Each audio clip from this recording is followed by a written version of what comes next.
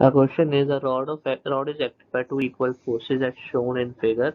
The coefficient of thermal expansion of a rod is this one, and area of cross section is A. When temperature of rod increases at delta T, the length of rod does not change. So the Young's modulus of Y will be.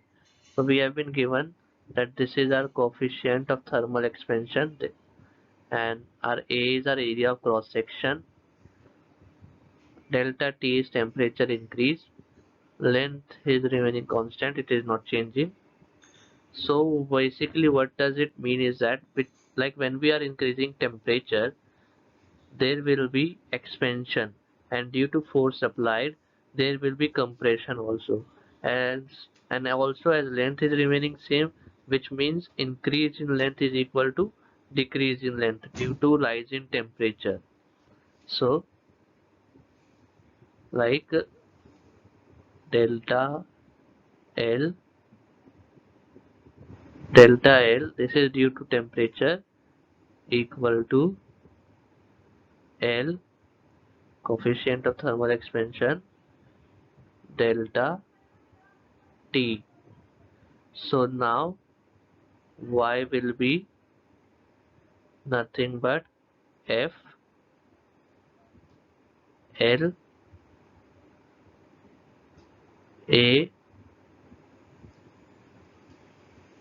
delta L. We can say that FL is FL upon Y A. So now we will see delta L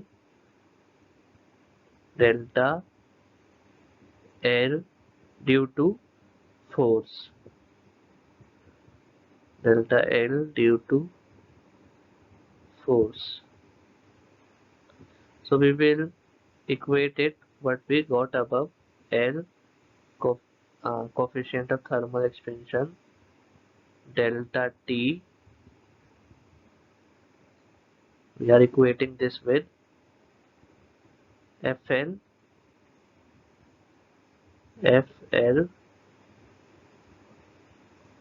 Y YA. So after taking Y here, these all will come here along with an constant. So we will be left with Y equal to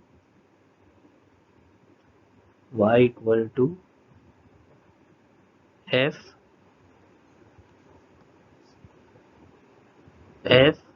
coefficient of thermal expansion delta T and A. So this is our final answer.